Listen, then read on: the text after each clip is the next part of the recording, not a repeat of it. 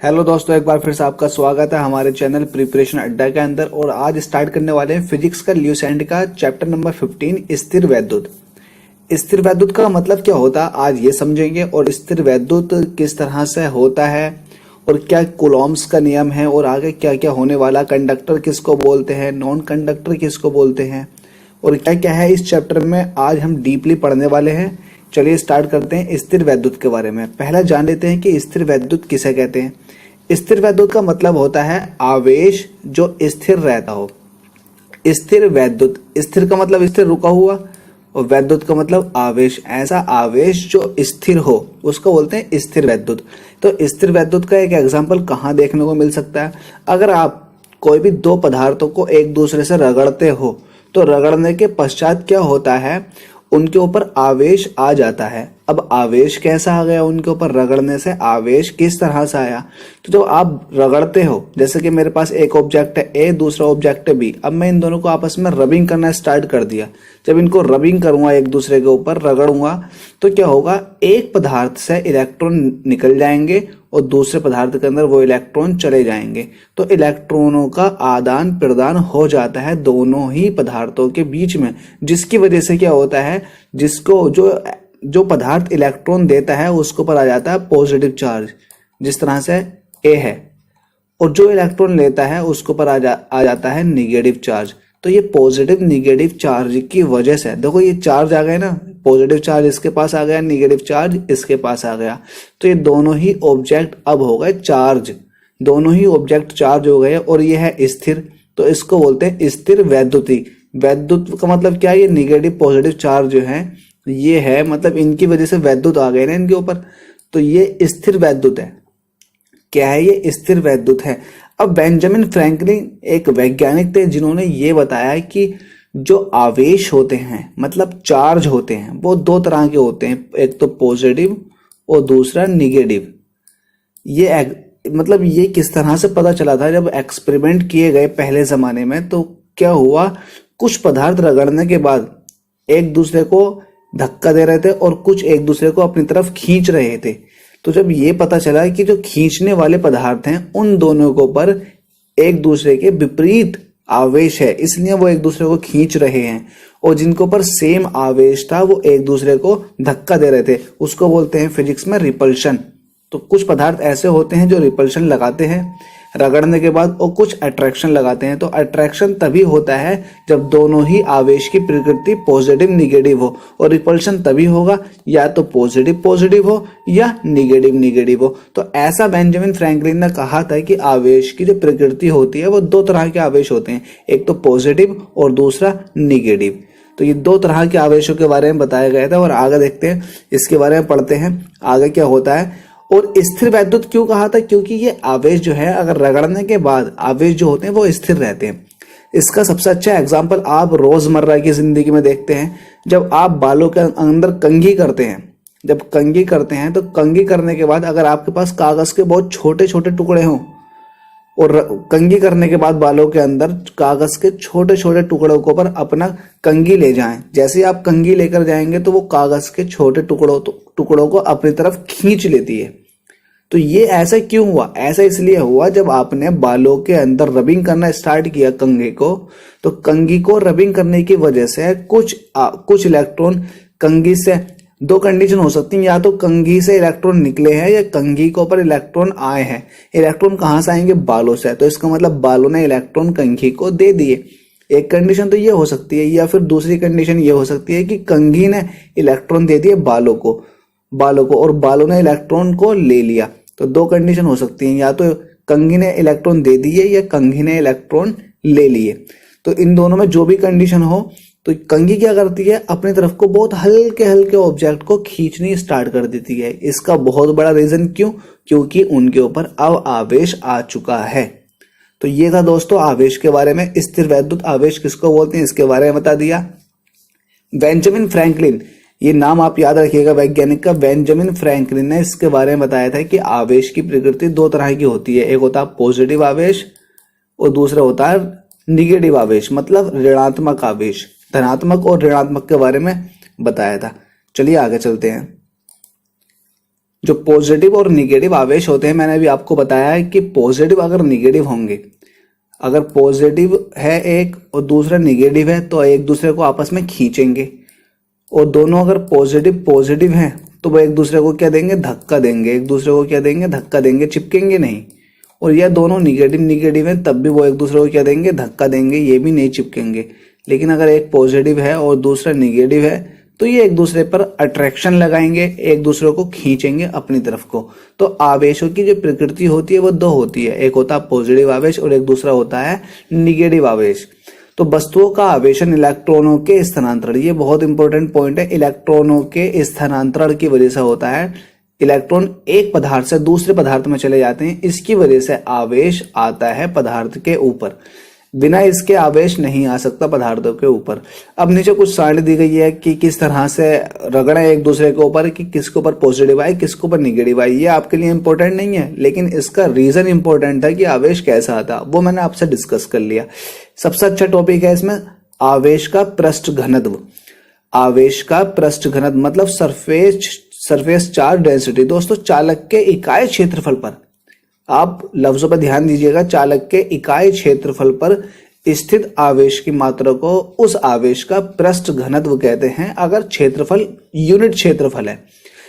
आपको ऐसे समझ में नहीं आया होगा, आपको इस तरह से समझ में आएगा। सपोज दैट कोई ऑब्जेक्ट इस तरह का है और एक ऑब्जेक्ट है इस तरह का, और मैं कहूं 50 कूलाम, आवेश का मात्रा कूलाम होता है ना, तो आवेश का मतलब मैं कह रहा हूं आवेश का मात्रा का कूलाम, और 50 कूलाम का आवेश इसके ऊपर डालना है, वो भी पॉजिटिव आवेश। तो आप किस तरह से दिखाओगे, पॉजिटिव आवेश 50 कूलाम का इसके ऊपर इस तरह से स्प्रेड कर दोगे, इसके ऊपर इस तरह से फैला दोगे, ठीक है, फैला दिया आपने। और इसके ऊपर किस तरह से फैलाओगे, 50 कूलाम का पॉजिटिव आवेश इस तरह से, ठीक है, इस तरह से आपने इसको ऊपर लगा दिया पूरा आवेश। अब हुआ क्या, देखने में ये आया, जो ये वाला हिस्सा था यहां पर आवेश ज्यादा दिखाई दिया एज कंपेयर टू यहां के, और इस पर जो एक समान आवेश दिखाई दिया, ठीक है। तो आवेश का पृष्ठ घनत्व, इसका मतलब ये है कि आवेश कहां पर ज्यादा है, आवेश कहां पर ज्यादा है। तो आवेश वहां पर ज्यादा होता है जहां पर रेडियस कम होती है। रेडियस कहे या फिर ये कहे कि बहुत छोटा एरिया होता है और आवेश वहां पर ज्यादा फैला हुआ हो, तो वहां पर आवेश का पृष्ठ घनत्व ज्यादा होता है। इसको आप समझिएगा। यहां पर देखो आवेश का पृष्ठ घनत्व तो एक समान है, लेकिन इसके मुकाबले में ये जो पॉइंट है, चोंच जो बनी हुई है, यहां पर आवेश का पृष्ठ घनत्व ज्यादा होगा। क्यों होगा, क्योंकि आवेश इस एरिया में ज्यादा आएगा। क्यों आएगा, क्योंकि ये एरिया एक नुकीला एरिया है और यहाँ पर आवेश ज्यादा संचित होगा। क्यों, क्योंकि इस एरिया की जो रेडियस वगैरह है वो बहुत कम है।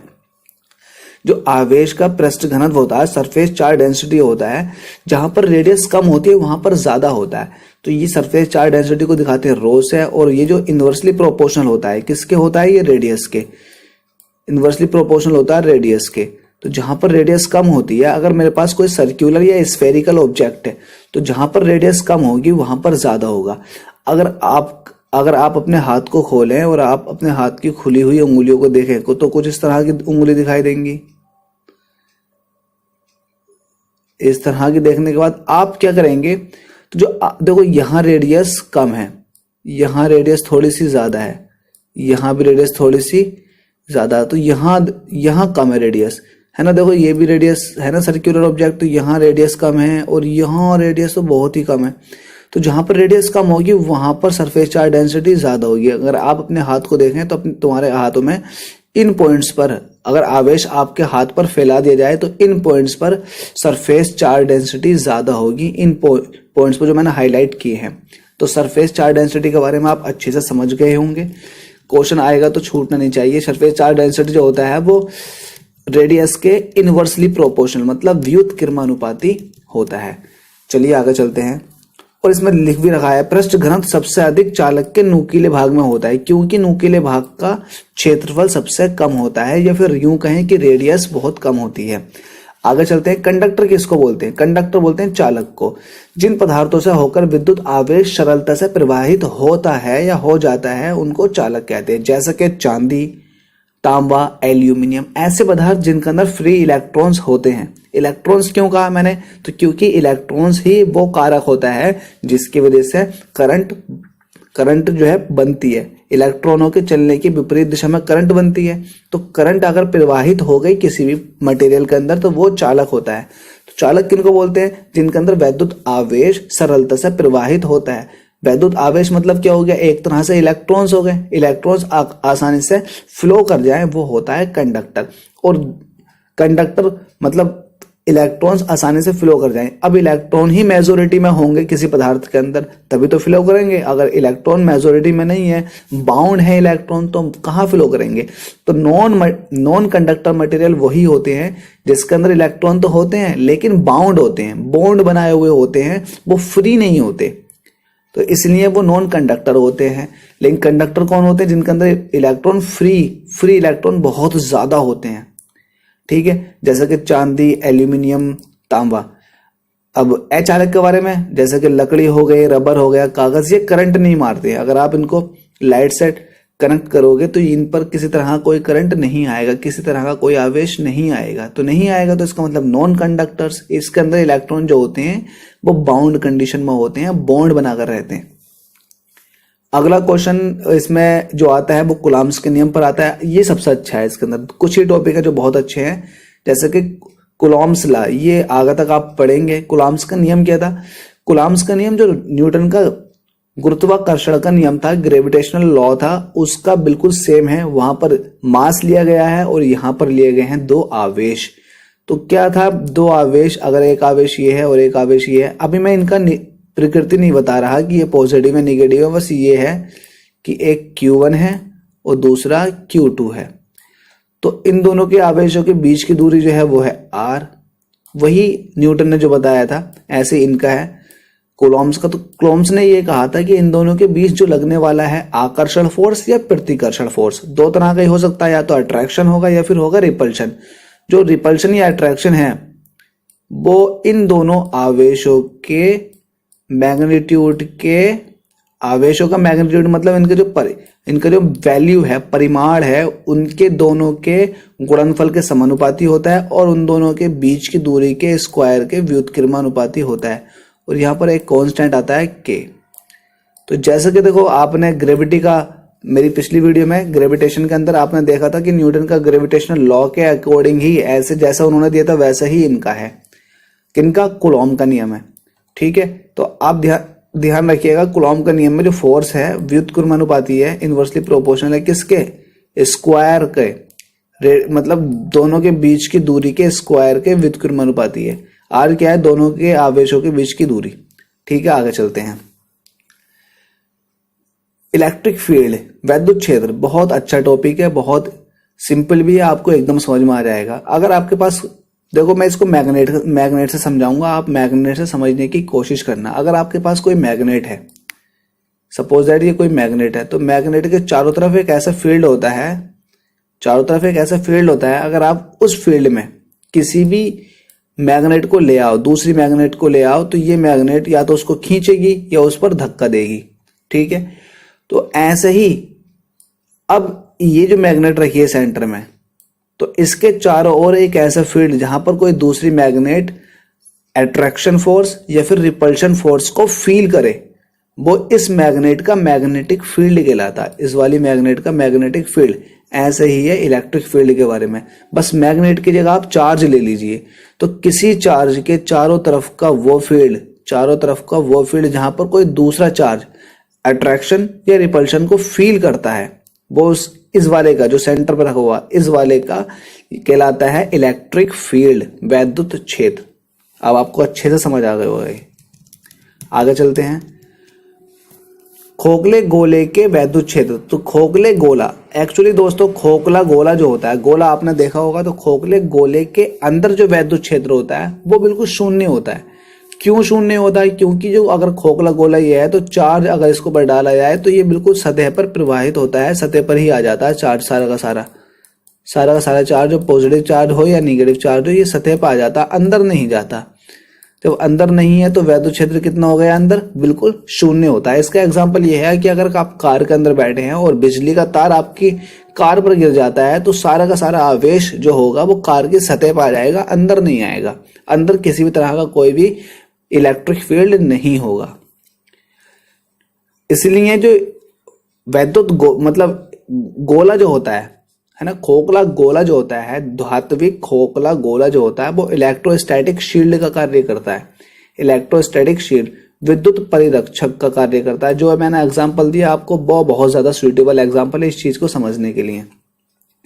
आगे चलते हैं। इलेक्ट्रिक पोटेंशियल, वैद्युत विभव किसको बोलते हैं? इलेक्ट्रिक पोटेंशियल क्या होता है? कोई भी आवेश को मैं इनफाइनाइट से लेकर आया हूं और किसी दूसरे आवेश के, ऐसा बना लीजिए कोई आवेश यहां पर रखा है, इसका नाम है Q1, तो इस आवेश का अपना कुछ ना कुछ वैद्युत क्षेत्र होगा, इलेक्ट्रिक फील्ड होगा। कोई दूसरा आवेश लेकर आ रहा हूं जिसका नाम है Q0, तो Q0 को मैं इस Q1 वाले वैद्युत क्षेत्र के अंदर लेकर आने में मुझे जितना वर्क करना पड़ेगा वो वर्क, और इस परीक्षण आवेश, जो परीक्षण आवेश है, टेस्ट चार्ज है, इसके अनुपात को बोलते हैं वैद्युत विभव, इलेक्ट्रिक पोटेंशियल, बस और कुछ नहीं है। इलेक्ट्रिक पोटेंशियल क्या होता है एक बार और समझ लीजिए। किसी भी परीक्षण आवेश को किसी दूसरे, मतलब इसके किसी दूसरे आवेश के वैद्युत क्षेत्र तक लाने में जितना कार्य करना पड़ेगा वो, देखो कार्य किया भी जा सकता है या कार्य प्राप्त भी हो सकता है, वो डिपेंड करता है इन दोनों के चार्ज पर कि ये पॉजिटिव है या निगेटिव है। ठीक है, तो इन दोनों के चार्ज पर डिपेंड करता है। अगर ये दोनों पॉजिटिव निगेटिव हुए तो ये खींचता हुआ आ जाएगा, इसका मतलब मुझे कार्य प्राप्त होगा। लेकिन अगर ये पॉजिटिव है, ये भी पॉजिटिव है तब, और ये भी निगेटिव है, ये निगेटिव है तब भी मुझे Q0 को Q1 के पास लाने में कार्य करना पड़ेगा। क्यों? क्योंकि ये तो एक दूसरे को फेंकेंगे ना, एक दूसरे को दूर भेजेंगे, और मुझे खींच कर लेकर आना पास में, तो मुझे कार्य करना पड़ेगा ना, ऑब्वियस है। तो जितना भी कार्य करना पड़ेगा वो, और इस परीक्षण आवेश के अनुपात को, रेशो को बोलते हैं क्या? वैद्युत विभव। इसका ऐसा ही मात्रक जो होता है वो होता है वोल्ट। वैद्युत विभव का जो मात्रक है वोल्ट, और ये एक अदिश राशि है। कैसी राशि है ये एक अदिश राशि है। ये आपको ध्यान देना है, इंपॉर्टेंट है, जिन पे मैंने गोल गोल किया है। वैद्युत विभव का जो मात्रक होता है वोल्ट, और ये एक है अदिश राशि, मतलब स्केलर क्वांटिटी। स्केलर क्वांटिटी वो होती है जिनको रिप्रेजेंट करने के लिए सिर्फ मैग्नीट्यूड की आवश्यकता होती है, डायरेक्शन की आवश्यकता नहीं होती है, उनको बोलते हैं अदिश राशि। और सदिश राशि वो होती है वेक्टर क्वांटिटी, जिनको रिप्रेजेंट करने के लिए वेक्टर के डायरेक्शन के साथ साथ मैग्नीट्यूड भी पता होना चाहिए, या मैग्नीट्यूड के साथ साथ डायरेक्शन भी पता होनी चाहिए, जैसे कि फोर्स। आगे चलते हैं, पोटेंशियल डिफरेंस के बारे में पढ़ते हैं। क्या है पोटेंशियल डिफरेंस? तो पोटेंशियल डिफरेंस कुछ नहीं है। पोटेंशियल डिफरेंस मतलब पोटेंशियल बोलते हैं विभव को, और डिफरेंस का मतलब अंतर। तो विभव का अंतर मतलब पोटेंशियल डिफरेंस।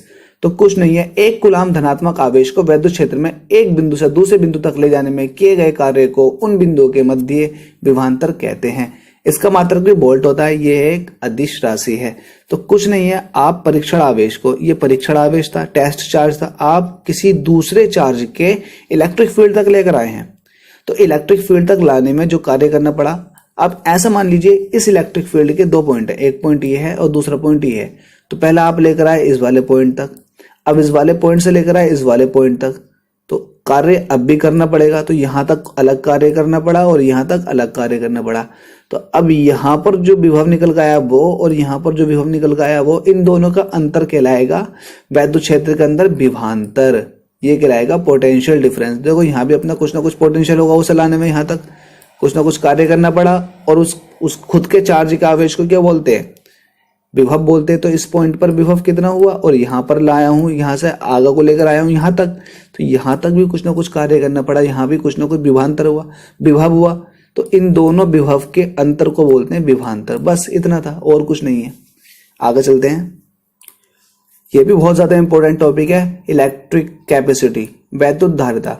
कैपेसिटी का मतलब बता देता हूं आपको, कैपेसिटी क्या होती है। देखो अगर मेरे पास कोई टैंक है जिस पर लिखा हुआ है 500 लीटर, तो इस 500 लीटर का मतलब ये है कि इस टैंक के अंदर आप 500 लीटर पानी ही भर सकते हैं। 500 लीटर से 1 लीटर पानी भी इसके अंदर नहीं भरा जा सकता फालतू। तो इसका मतलब ये हो गया है इस टैंक की कैपेसिटी जो है वो है 500 लीटर की।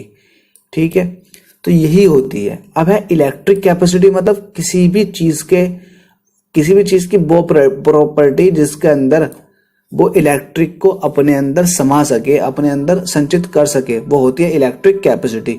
तो किसी चालक की धारिता मतलब कैपेसिटी, चालक को दिए गए आवेश Q तथा उसके कारण चालक के विभव में होने वाले परिवर्तन के अनुपात को कहते हैं इलेक्ट्रिक कैपेसिटी। तो कैपेसिटी को जो रिप्रेजेंट करते हैं C से करते हैं, और C इज इक्वल टू होता है Q upon V। C is equal to होता है Q अपॉन V। Q क्या है? चार्ज। आप कैपेसिटी कब कहोगे? जब आप चार्ज दोगे और उसके विभव में जो परिवर्तन आया उसके अनुपात को बोलते हैं कैपेसिटी। तो अल्टीमेटली यही कह रहे हैं कि आप कुछ चार्ज दे रहे हैं, उसके अंदर उसने चार्ज को अपने अंदर अवशोषित कर लिया, संचित कर लिया, that is called electric capacity, वैद्युत धारिता। ठीक है, आप इतना समझिए। अब वैद्युत सेल के बारे में पढ़ते हैं। यहां तक टॉपिक खत्म होने के बाद इलेक्ट्रिक सेल के बारे में पढ़ते हैं। ये दो प्रकार के होते हैं, एक होते हैं प्राइमरी सेल, एक होते हैं सेकेंडरी सेल। तो प्राइमरी सेल वो होते हैं सेल जिनको हम एक बार यूज कर लें, तो यूज करने के बाद यूज एंड थ्रो, यूज कर लिया, डाउन हो गए, उनको फेंक दिया। जैसे कि हम कभी पहले जमाने में रेडियो में सेल डालते थे, निप्पो का सेल और भी एवरेडी वगैरह के सेल चलते थे। वो जो सेल है वो प्राथमिक सेल है। वो कैसे सेल है? प्राथमिक सेल है। और शुष्क सेल है, ड्राई सेल। तो वो ड्राई सेल क्या होते हैं? एक बार यूज करो और खराब हो जाते हैं। मतलब क्या है, जो उनकी केमिकल एनर्जी है उसको हम एक बार यूज कर लेते हैं इलेक्ट्रिकल एनर्जी में, फिर वो खराब हो गए, उसको दोबारा से चार्ज नहीं किया जा सकता। तो ऐसे सेल जिनको दोबारा से चार्ज नहीं किया जा सकता, उनकी रासायनिक एनर्जी को, केमिकल एनर्जी को हमने इलेक्ट्रिकल एनर्जी में यूज कर लिया, तो वो होते हैं प्राइमरी सेल। इनके कुछ एग्जाम्पल भी हैं, जैसे कि लेक्लांश सेल, बोल्टियर सेल, डैनियल सेल और शुष्क सेल। ये आपको नाम याद रखने हैं, बोल्टियर सेल, लेक्लांश सेल, डैनियल सेल और शुष्क सेल। एक बार और, बोल्टियर सेल, लेक्लांश सेल, डैनियल सेल और शुष्क सेल। ये इंपॉर्टेंट है इसलिए मैं इस पर फोकस कर रहा हूं। ये आपको नाम याद होने चाहिए और ये आपको पता होना चाहिए ये कौन से वाले सेल के टाइप है। तो डैनियल सेल, शुष्क सेल, लेक्लांश सेल या बोल्टियर सेल, ये एक ऐसे सेलों के टाइप हैं जो एक बार यूज होने के बाद खराब हो जाते हैं। इनको यूज एंड थ्रो कर देते हैं, फेंक देते हैं। लेकिन ऐसे सेल जिनको एक बार चार्ज किया, जिनको एक बार चार्ज किया मतलब उनको इलेक्ट्रिकल एनर्जी को हमने इलेक्ट्रिकल एनर्जी दी और उन्होंने केमिकल एनर्जी में अपने अंदर एब्जॉर्ब कर ली, फिर हमने उनकी केमिकल एनर्जी को वक्त आने पर इलेक्ट्रिकल एनर्जी में कन्वर्ट किया, तो ऐसे सेल कहलाते हैं द्वितीयक सेल, मतलब सेकेंडरी सेल, जिनको हम बार बार चार्ज कर लेते हैं। जैसा कि बैटरी हो गई, मोबाइल की बैटरी जो होती है आजकल, वो एक तरह का सेकेंडरी सेल है। हम उनको एक बार चार्ज करते हैं, डाउन हो जाती है, फिर चार्ज करते हैं, फिर यूज करते हैं। तो जब हमने चार्ज किया तो हमने इलेक्ट्रिकल एनर्जी दी, इलेक्ट्रिकल एनर्जी सेल ने, जो बैटरी थी उसने अपने अंदर केमिकल एनर्जी में एब्जॉर्ब कर ली। अब बाद में क्या हुआ, चार्जिंग हटाने के बाद हमने फिर क्या किया, उस केमिकल एनर्जी को फिर से हमने इलेक्ट्रिकल एनर्जी में यूज किया। तो ये हो गया सेकेंडरी सेल। और प्राथमिक सेल कौन से होते हैं? बोल्टियर सेल, लेक्लांश सेल, डैनियल सेल और शुष्क सेल। मतलब एक बार यूज कर लो फिर ये खत्म हो जाते हैं। बोल्टियर सेल का आविष्कार, ये आपको नाम याद रखना, बोल्टियर सेल का आविष्कार सन 1799 ईस्वी में प्रोफेसर एलिजांड्रो बोल्टा ने किया था। एलिजांड्रो बोल्टा ने किया था। किसका आविष्कार? बोल्टियर सेल का आविष्कार। तो बोल्टियर सेल का आविष्कार किसने किया था? एलिजांड्रो बोल्टा ने किया था। डेट याद चाहे भले ही ना हो, लेकिन नाम याद हो, एलिजांड्रो बोल्टा। तो बोल्टियर सेल तो बोल्टा ने किया है ना, बोल्टा से नाम याद रख सकते हैं आप, बोल्टियर सेल। इसमें जस्ते की छड़ कैथोड के रूप में एवं तांबे की छड़ एनोड के रूप में प्रयोग की जाती है। जितने भी हमने अभी सेल पढ़े हैं ऊपर, प्राइमरी सेल जो पढ़े हैं, प्राइमरी सेल के अलग अलग सेलों का अलग अलग मटेरियल यूज किया गया है। अलग अलग सेलों के अंदर हमने अलग अलग मटेरियल को एनोड बनाया है, अलग अलग मटेरियल को कैथोड बनाया, तो उसी में ही है बोल्टियर सेल। तो बोल्टियर सेल को बोल्टा ने रिसर्च किया था और उन्होंने क्या किया था, उन्होंने जस्ते की छड़ के रूप में एनोड को बनाया, कैथोड को बनाया। कैथोड क्या होता है? निगेटिव होता। तो जो जिंक की रोड थी उसको बनाया निगेटिव, ये पॉजिटिव बन गया मुझसे। तो उन्होंने जिंक की रोड को क्या बनाया? जिंक की रोड को बनाया निगेटिव एवं तांबे की छड़ को एनोड के रूप में बनाया। जो कॉपर की छड़ थी वो एनोड के रूप में। अब देखो ये एनोड और कैथोड क्यों बनाए जाते हैं। तो एनोड हमेशा उस मटेरियल का बनाया जाता है जो इलेक्ट्रॉन आसानी से दे दे, जो इलेक्ट्रॉन आसानी से दे दे, और कैथोड उसका बनाया जाता है जो आसानी से इलेक्ट्रॉन ले ले। तो देखो कॉपर जो है वो हाईली कंडक्टिंग मटेरियल है, तो ये इलेक्ट्रॉन आसानी से दे सकता है, इसके अंदर फ्री इलेक्ट्रॉन ज्यादा है as compare to zinc. Zinc के अंदर इलेक्ट्रॉन इतने फ्री नहीं है जितने कॉपर के अंदर है। तो जिंक जो काम करेगा वो करेगा कैथोड का, मतलब इसे इलेक्ट्रॉन चाहिए, और कॉपर जो है वो इलेक्ट्रॉन देगा। ठीक है, तो आपको एनोड और कैथोड ऐसे याद रखने हैं, किसमें, बोल्टियर सेल में, जिसकी खोज बोल्टन ने की थी। तो कॉपर जो होता है वो काम करता है एनोड का, जिंक जो करता है वो करता है कैथोड का। और ये दोनों छड़ों को जो है कांच के बर्तन में सल्फ्यूरिक अम्ल के अंदर डुबो देते हैं। सल्फ्यूरिक अम्ल का फॉर्मूला है H2SO4। H2SO4 ये आपको फॉर्मूला खैर पता ही होगा, अगर नहीं भी पता है तो लिख लीजिए। H2SO4 जो है वो हाइड्रोजन सल्फेट बोलते हैं या फिर सल्फ्यूरिक अम्ल। H2SO4 हाइड्रोजन सल्फेट, H2SO4 ये सल्फ्यूरिक अम्ल का फॉर्मूला था। तो सल्फ्यूरिक अम्ल में इन दोनों छड़ों को डुबो देते हैं। कौन कौन सी छड़, एक तो कॉपर की छड़ है, दूसरी है जिंक की छड़। तो जिंक की छड़ जो काम करती है वो करती है कैथोड का, जबकि कॉपर की छड़ जो करती है वो करती है एनोड का। क्यों करती है कॉपर की छड़ एनोड का काम, क्योंकि कॉपर के पास फ्री इलेक्ट्रॉन होते हैं, जिंक के पास इतने फ्री इलेक्ट्रॉन नहीं है जितने कॉपर के पास है। तो ये आपको पता चल गया होगा। अब चलते हैं लेक-लांशर सेल के बारे में। लेक-लांशर सेल ये भी एक प्राइमरी सेल है, एक बार यूज करो और फेंक दो। तो लेक-लांशर सेल में एनोड के रूप में कार्बन की छड़ एवं कैथोड के रूप में जस्ते की छड़ का प्रयोग किया जाता है। इन छड़ों को कांच के बर्तन में अमोनियम क्लोराइड, देखो जिन पर रेड है या अंडरलाइन कर रहा हूं तो इनको आप याद रखें। लेक-लांशर सेल को किसके अंदर रखा जाता है, अमोनियम। लेक-लांशर सेल के अंदर जो होता है वो अमोनियम क्लोराइड होता है। अमोनियम क्लोराइड का फॉर्मूला NH4, अमोनियम NH4Cl, ये हो गया अमोनियम क्लोराइड।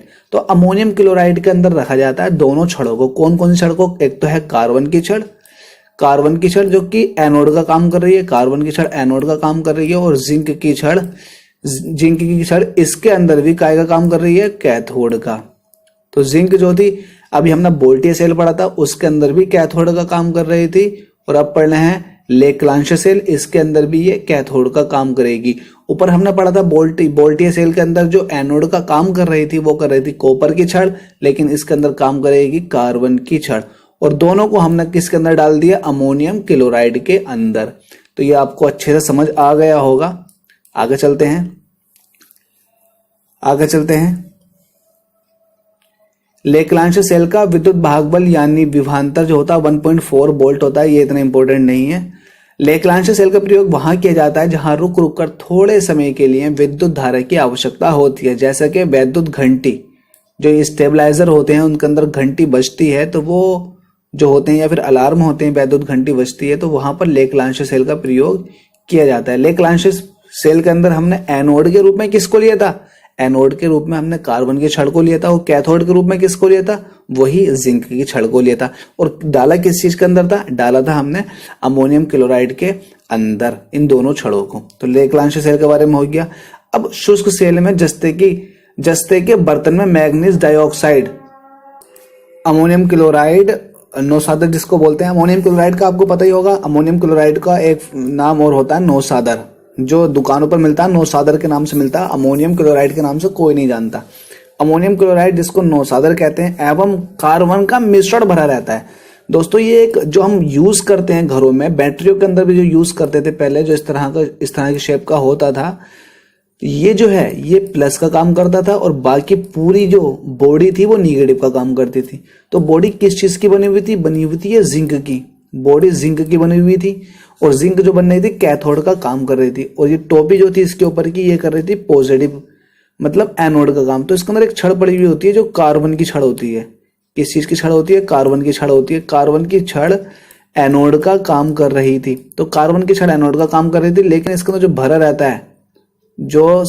भरा रहता है मिश्रण मैग्नीज डाइऑक्साइड का, अमोनियम क्लोराइड का और कार्बन का मिश्रण जो भरा रहता है, वो सारा का सारा इन दोनों देखो ये एक है ये एनोड, ये है ये एक है ये कैथोड, और एक है ये वाला।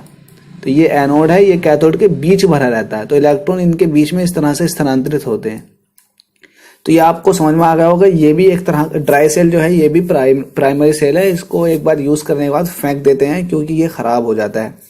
खराब होने का मतलब क्या है, ये डिस्चार्ज हो जाता है, फिर इसको चार्ज नहीं किया जा सकता। तो जो इसका कैप होता है उसके अंदर होती है कार्बन की एक ब्लैक रोड। अगर आपने तोड़ा हो, कभी बचपन में तोड़ा हो, तो उसके अंदर एक ब्लैक रोड निकलती है कार्बन की। तो कार्बन की छड़ होती है, और जो इसकी पूरी बॉडी होती है जो व्हाइट कलर की दिखती है वो होती है जिंक की बॉडी। तो जिंक काम करता है कैथोड की तरह, और जो कार्बन की छड़ होती है वो काम करती है एनोड की तरह। और जो बीच में सफेद सफेद भरा रहता है उसको बोलते हैं अमोनियम क्लोराइड का, मैग्नीज डाइऑक्साइड का और कार्बन का मिश्रण भरा रहता है। तो दोस्तों इस वीडियो में फिलहाल इतना ही। वीडियो अच्छी लगी हो तो लाइक, शेयर, सब्सक्राइब, कमेंट करना ना भूलें। Thank you so much.